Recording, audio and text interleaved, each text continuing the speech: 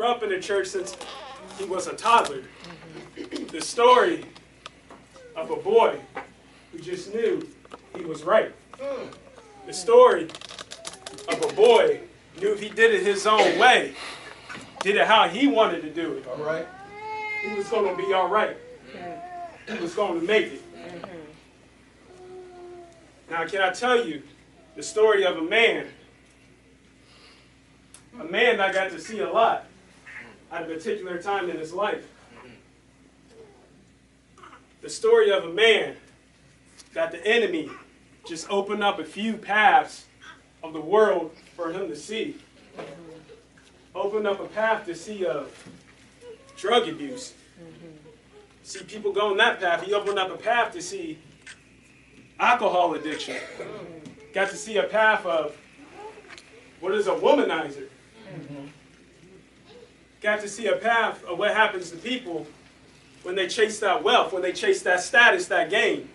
Got to see a path of people who just lost hope, got really depressed, felt like they were worthless. Now they end up homeless. Feel like they can't go anywhere.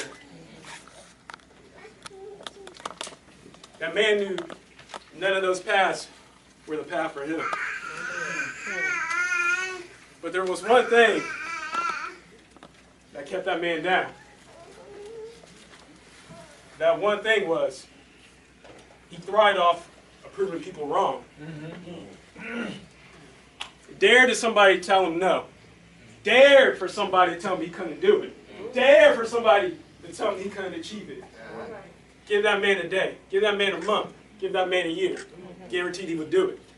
Watch him do it. And go right back in your face and see, what's up now? But be able to accomplish that and be able to do that, that man still felt empty. He didn't really advance anywhere. Something still wasn't right. It was in the exact same place, if not worse. It took one night, 7 or 8 o'clock at night, on the second floor of a library, nothing but just glass windows, just looking out the window. Just felt empty. All right. So this plan ain't working out. This plan that I had long years before, it ain't working out.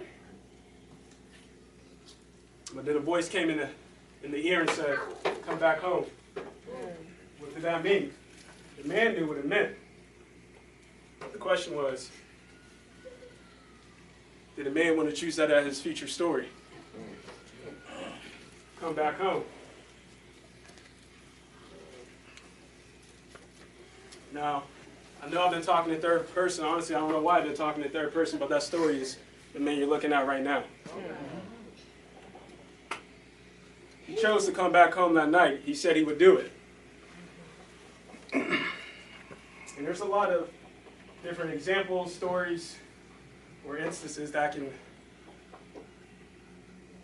share with you that also led me to come back home. But this one just came up at the moment right now for this sermon. When I first got back in that word after I said I'll come home, the first person that God referenced me to in the Bible was Apostle Paul, which is what these last summers has been over. Yeah. Paul. Now, Paul had a story. Now, before I said the story, remember, there's two stories. The first story.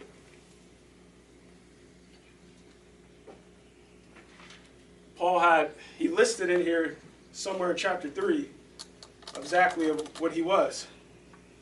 Of a Roman citizen within the Greek culture, if you will. Okay. A Jew, a descendant of a Jew from the tribe of Benjamin. That was Paul's story. A Pharisee.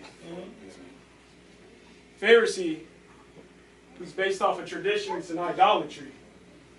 Persecuted the church. Yeah. Yeah. The Jews persecuted Jesus. We're talking about Paul's story. But it took one time. It took one instance on the road to Damascus that Jesus spoke. Jesus speaks to all of us. He gives everybody the opportunity. That one time was all Paul needed. Yep. Just to come home. Come on. Right. I know the story when he was on Damascus and what happened, how he lost his eyesight and all that. Yes. From Saul to Paul. Yes. He came to me. He came to me actually multiple times. But just that one night, I think I was the only one, maybe the librarian was there, but I was the only one in that library at that time, feeling empty. When he said, come home. Now, we need to make sure we get it right because Paul, we know what we just said what his story was, but he didn't deny his story. I'm not denying what my story was before that either. Because Paul's story is what he held based off of these letters that he wrote to these churches in the cities. That's how we get Romans, Galatians, Ephesians, Colossians, Philippians, which we're in now, and then probably a couple more that he used to write to the different churches of what they were doing wrong. And he used his past experience to explain what it looks like on this end and how it should be on this end. Now, this is how God works. See, God can use an oppressor to get to the oppressed. Come on now. This is what he did with Paul. What was Paul beforehand? Because he was an oppressor. Yeah. That's what he was. That's what it was. See, God had that story set out intentionally. Come on, intentional. What was I? When you really think about it, was I the one on drugs? No. Was I the one on alcohol? No. Was I the one doing all this womanizing things and all that? No. I surely had other ambitions. I surely did my dirt. And I surely was oppressing people. Sometimes it may have been direct. Sometimes it may have been indirect. But just because of my disobedience, the way I was living my life, that's what was spewing out. But like Paul's story, my story was intentional for me. Come on, come on. Amen. Talk about it. Now, when I look around, we talking about Black History Month. A lot of us have something in common. We're identified as being black. Now, do I let being black define what my relationship is with God? No. I do not. You know what he judges after. He judges after the Spirit. Now, I believe that God has placed me in a particular group that are lookalikes over other groups that are lookalikes for a reason. And I also believe that he placed me in this time period on earth for a reason, for being the young black man coming up during this time period. It's all part of the story. How are you going to lead with what he has given you? How are you going to present to the people what he has given you? How are you going to share the sufferings that you have with other people? Not so they can partake in the sufferings that you have experienced, so they can learn from it and grow from it and see who's truly at work.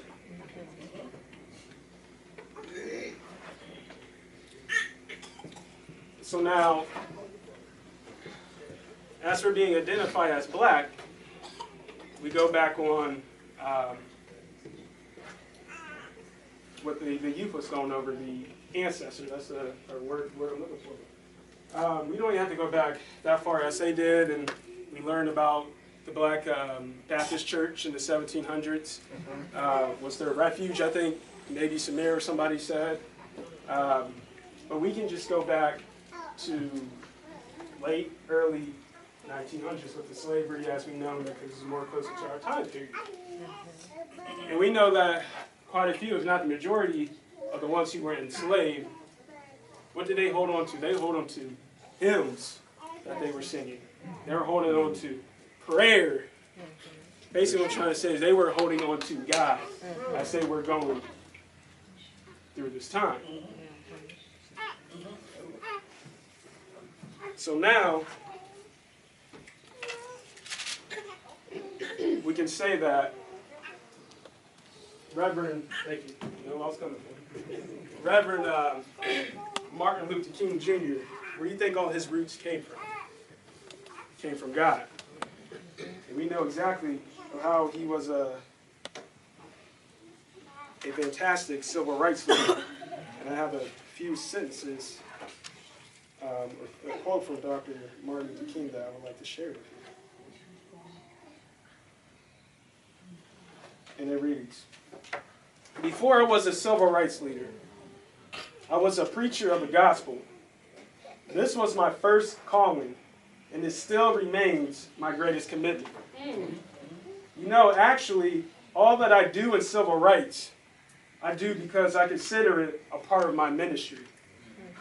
I have no other ambitions in life but to achieve excellence in the Christian ministry. I don't plan to run for any political office. I don't plan to do anything but remain a preacher. And what I'm doing in this struggle, along with many others, out of my feeling that the preacher must be concerned about the whole man." So we want to talk about justice within our black community. We want to talk about how we're being held down. We need to be brought up. Yes, Give it all up to God first. Give your life to God first if you want to see a change. Okay. Now, I'm not picking on anybody, but the change was the motto in 2008, and it kind of led into Make America Great Again, because how it all went about was wrong. They're talking about the whole country at first, about the greed and the wealth. We have to come out the hearts first. We need to come out the spirit. You want to see a change, we have to change it for ourselves. And if somebody doesn't understand what the change means, then that's how we help them to get to that point of change. We want to talk about. We want to say that the police, what needs to be changed. I'll let you know firsthand. Yes, it does. I've been reading. Well, I'm in grad school right now for criminal justice. I just read a story or a case study on Ferguson, Michael Brown. What happened in Ferguson? And that same case study was also on Freddie Gray and not Trayvon Martin, the one in New York City. Eric Garner. Thank you, Eric Garner. They did a case study on all that. And basically we're trying to show that body-worn cameras needs to be implemented on the police officers. But they paint the picture that it was all on law enforcement, that they totally dropped the ball on everything. And yes, they have made so many mistakes. But why do you think in certain areas we're not advancing? Because we don't take care of ourselves first. I'm just not talking about just about being black. I'm talking about our spirituality, because this is what matters at the end of the day. When we go up in front of God, he's not looking about us being black. He's looking at I'm sorry, we can do so many great things out here being a leader, but if you ain't right with God, yes, you might have helped somebody else to get there, but you just failed your own self. Because you didn't do what God told you to do in the first place. That's right. You see what on my phone, Martin Luther King, what he said. He said, it's a part of my ministry. It falls right in line. Well, I'm a preacher. Well, my first commitment is of God, preaching this ministry, not having any other ambitions. My civil rights leadership falls in line with it because of what I do. That enables. That's how God, thank you, that's how he enabled it. That's how he planned it out. But again, as man, somehow we just alter the whole thing. That's what crazy. Because we have other ambitions. Right. Priorities. Back in Martin Luther King's time, we can say either this: A, the African American community was able to get out of slavery, as we know, back down to the South because of their faith and their communication to God. Or B, we can say it happened because we had loud voices, or we were superior athletes, or our street smarts are impeccable to the other races. Because, you know, people said it because they used that as justification to esteem themselves higher than other people. That's how separation takes place. Yep. That's right.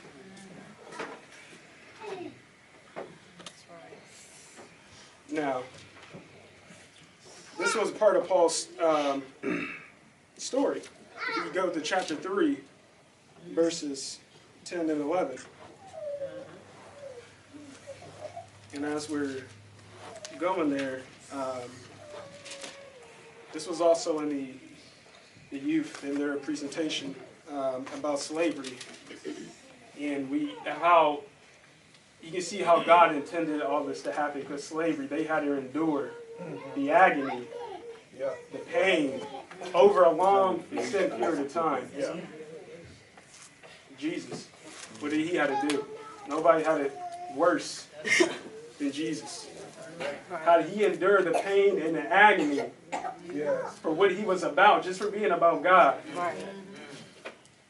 What he had to go through to save the whole world. Who was the model for us? Just in that black community, Jesus was. The way he had to go through. Slavery was just a snippet of that. That was the model for us to get through slavery. Was Jesus.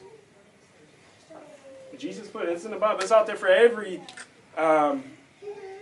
race, for man and woman, gender, for different ages, demographics. Jesus reached out to everybody. Everybody. You just read his parables, the 4 Gospels. He did. So let's go back to Paul. What did I say? Verses 10 and 11. And it reads,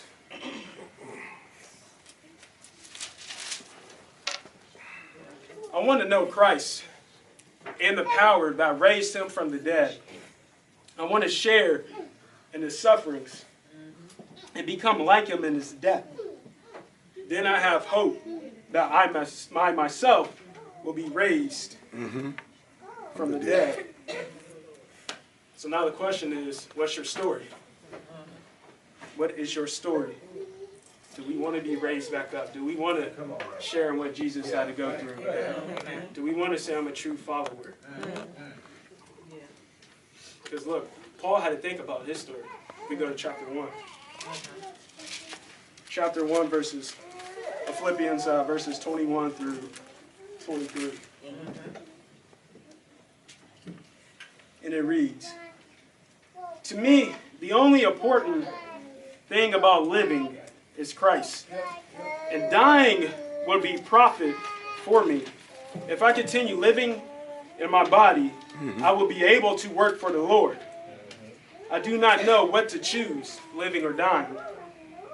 It is hard to choose between the two. I want to leave this life and be with Christ, which is much better. But guess what? He got short of that story. He got short of that thing in verses 25 and 24 and 25.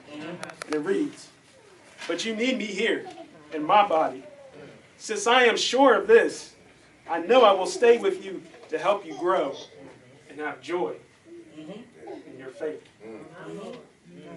He said, I know you need me here. And I'll admit, at times I just wonder, what is it like just resting in heaven with Jesus? What is it like? No pain, no agony, no more suffering. This is what this is what he was questioning here. But then the question got answered. He said, you need me here right now. Time isn't done till you say it's done, Father. Till you say it's done. And guess what? Anytime we have any doubt, we look to see it says, joy in your faith. You talked about that song, Joy. That beauty is all around. That freedom has been granted. There's no brokenness. There's no pain. Right. None of that. So your story, it can be summed up in a lot of different ways. It can be summed up as a servant. I hear you, Noah. I'm with you. It can be summed up as a servant. It can be summed up as a singer. It can be summed up as a preacher talking to us now, for the ones who preach. It can be summed up as one who gives to the needy, to the poor. But if it's not what God has called you to do, if he has not put his blessing on it,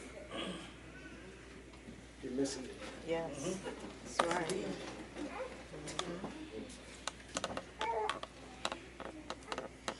Verse 27. You want to know, if you have questions on what your story is, or what it should look like, or what it should resemble, I think verse 27 might help you out. Of chapter 1. Only one thing concerns me. Be sure that you live in a way Key word, live. Live. Be sure that you live in a way that brings honor to the good news of Christ. Then whether I come and visit you or am away from you, I will hear that you are standing strong with one purpose, that you work together as one for the faith. Work together as one. There's some Black History stuff. Excellent. We need to know. Because this is God intended us to look like this for a reason, so it's good to know.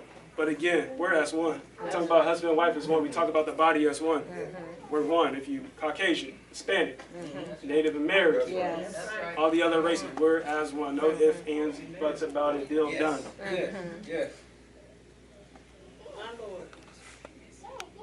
Was that 27? Yes. That you work together as one for the faith of the good news. He called us the one purpose. Yes. The good news.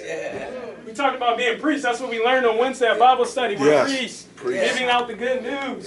Where did it get twisted at? I can let you know of fear. How the enemy works. Nadia, you talked about knowing to come to the altar, but not coming. I have the same fear. That's the way the enemy works. Fear. Can I just tell you about my last 2 weeks? Actually, my last 3 weeks. I've been supposed to give this message already. Had the flu for 3 days. Made it through. Wasn't feeling that bad. Actually, I got over the flu the Sunday I was supposed to preach. I was really this close to coming in to preach. I said, well, probably just wear a mask, but I didn't want to come in and do that because I didn't want to scare the congregation. That same evening, I get hit with walking pneumonia. Body's locked up, can't do anything, lose 20 pounds. Feel like my body just failed me. Enemy starts coming in talking. Come on. Talking real heavy to me. And God comes in and says, recently you just did 8 months of teaching on how the enemy works. How he works with fear. How he works with jealousy, enviness, death. That's all right. How he works. God says, you're fine. You may not look like it. You may not feel like it. You're fine. Trust me. It's going to work out. This past week, still not done. I get hit with identity theft. They literally take my bank account. They took everything. I had to get a new debit card, routing number, account number, everything from the bank. Not only did they do that, my phone number literally got taken away from me. They hacked my phone, and now my phone number is going to have a temporary phone number right now as we speak.